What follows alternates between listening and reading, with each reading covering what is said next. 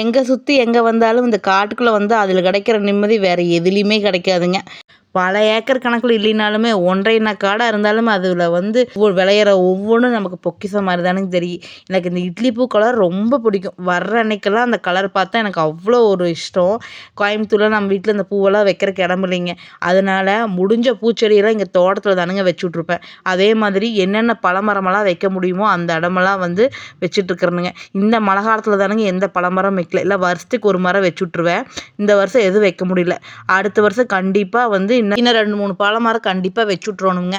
நம்ம குழந்தைக்கு பெருசாகிற காலத்துக்கு அவங்களுக்கு வேணுங்கிற பழமெல்லாம் நம்ம காட்டிலேயே வச்சுருவோணும். அதை அவங்க பொறிச்சு சாப்பிடணும்னு எனக்கு ஒரு ஆசைங்க.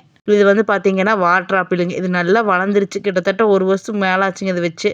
சீத்தா மரம் பார்த்தீங்கன்னா காய்க்கு வர ஆரம்பிச்சிருச்சுங்க. கொய்யா மரம் சொல்லவே வேண்டானுங்க. நிறைய காய் காய்ச்சிக்கிட்டே இருக்குதுங்க. மரம் என்னமோ சின்னது தானுங்க. எனக்கு காய் நல்லா எக்கச்சக்கமாக இருக்குமுங்க. இந்த வல்லாரக்கீரை இட்லியூண்டு வேர் கொண்டாந்து போட்டது தானுங்க. இப்போ பார்த்தா காடையிலே பாதி காட்டுக்கு பரவி கிடக்குதுங்க. இந்த வல்லாரக்கீரை எங்கள் அம்மா வந்து சட்னி அரைச்சி எனக்கு ஞாபகம் இருக்குதுங்க. ஆனால் அடிக்கடியெல்லாம் செஞ்சது இல்லைங்க. ஆனால் இதில் வேறு என்ன ரெசிபி செய்யலாம் வல்லாரக்கீரைன்னு சொல்லுங்கள். வல்லாரக்கீரை எக்கச்சக்கமாக கிடக்குதுங்க. அது என்ன ரெசிபி பண்ணுறது தானுங்க எனக்கும் தெரியல.